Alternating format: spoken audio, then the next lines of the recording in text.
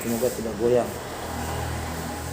Membahas tentang Permendes nomor 13 tahun 2020 tentang prioritas penggunaan dana desa.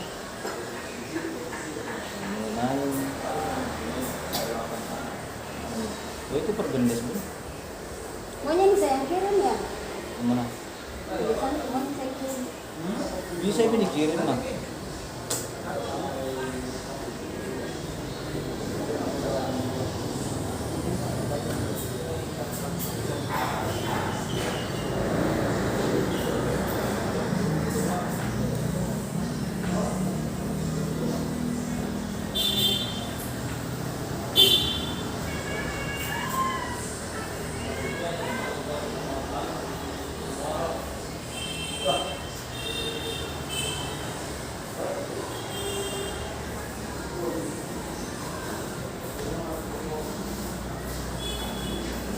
Di penulisan RKP untuk tahun 2021 bisa dilampirkan kayak ini Permendes pun. Harus dilakukan. Di sini tadi ada juga. Ada yang ada di tadi saya bilang. Harusnya toh sudah ada. Nah ini belum rapi nah. Tata letak samping kanan kiri tadi itu dah.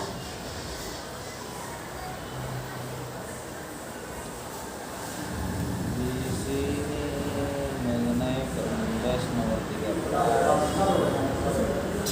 2000 tentang prioritas penggunaan dana desa. Di pasal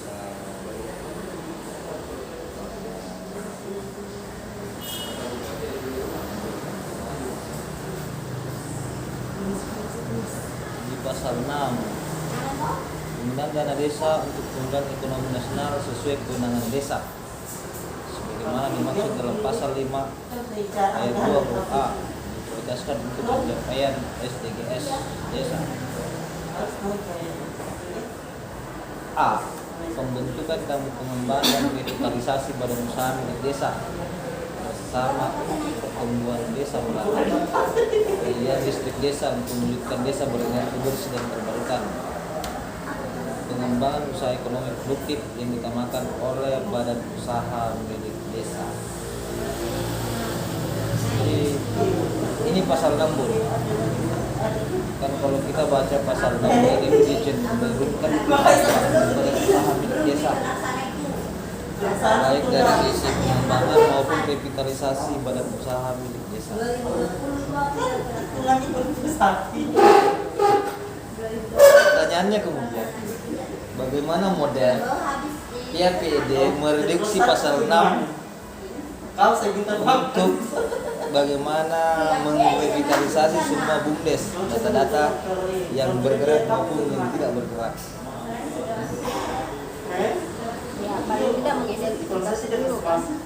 Identifikasi BUMDes. Identifikasi kegiatan BUMDes mana yang cocok untuk kegiatan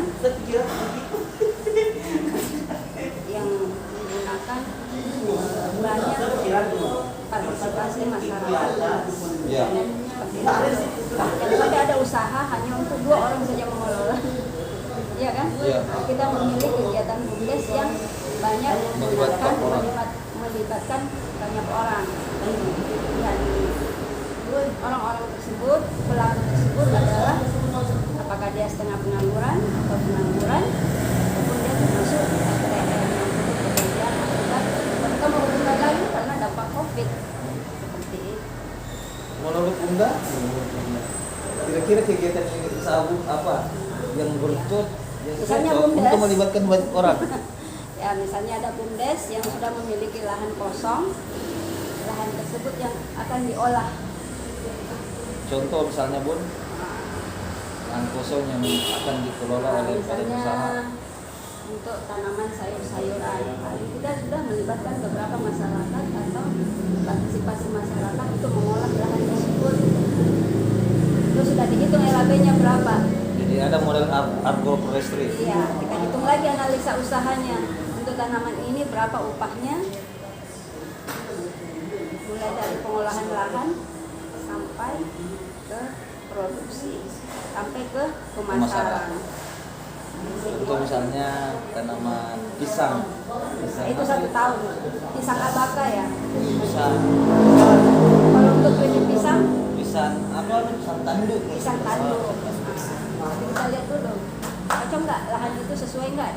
Lahannya sesuai nggak dengan Ya. pisang tanduk? Karena kita harus melihat dulu kesesuaian lahannya lagi. Kita evaluasi lagi lahannya. Seperti itu. Sama dengan arus sebenarnya bagus Bun. Contoh misalnya di beberapa desa banyak terdapat potensi yang sama. Atau misalnya gini, selain lahan misalnya di daerah pesisir, daerah pantai, di sana kita tahu potensinya ada ikan, Ya. ada ikan.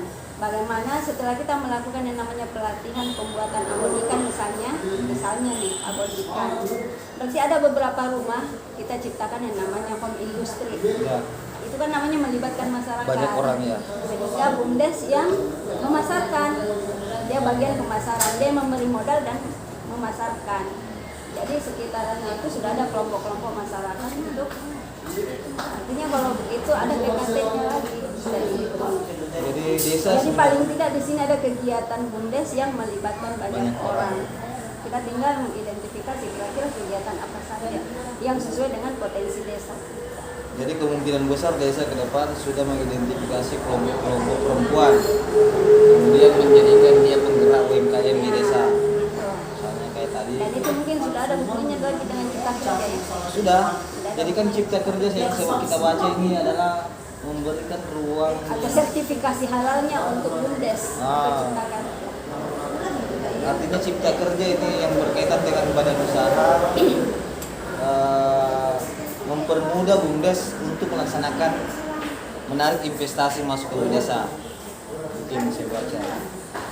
Sehingga ke depan ekonomi desa berdasarkan undang-undang cipta kerja itu bagaimana mendorong desa secepat mungkin itu di sisi peningkatan ekonomi. Dan kita harapkan dengan majunya BUMDes, kebutuhan penambahan jumlah ya itulah mungkin yang kita tarik lagi investor itu, iya kan? Jadi sebenarnya tenaga kerja antara pro dan kontra. Di satu sisi memang setuju, tapi di satu sisi ada yang di Tidak PHK setuju. tidak setuju sebenarnya. Itu ya kalau tentang BUMDes bagaimana? Nih, ini yang menjadi perdebatan kayaknya Bun. Di pasal 8 pendanaan padat karya tunai desa sebagaimana yang dimaksud pada ayat 2 dialokasikan untuk upah kerja paling sedikit 50%. Paling sedikit berarti minimal. Paling sedikit 50% dari kegiatan padat karya tunai desa. Dari padat karya tunai desa. Jadi tapi tidak menjelaskan padat karya tunai yang mana, apakah itu padat karya tunai yang berbasis infrastruktur atau padat karya tunai yang berbasis ekonomi. Ini tidak dijelaskan di sini secara umum tidak dijelaskan, Ah. tapi kita baca lagi pasal berikutnya. Pasal berikutnya, pelaksanaan program atau kegiatan melalui swakelola yang dimaksud pada pasal 8 ayat 1 dapat dilakukan dengan cara kerjasama antar desa atau Nah, ini sistem pelaksanaannya ya. Jadi ada swakelola, ada kerjasama antar desa, ada yang pihak ketiga.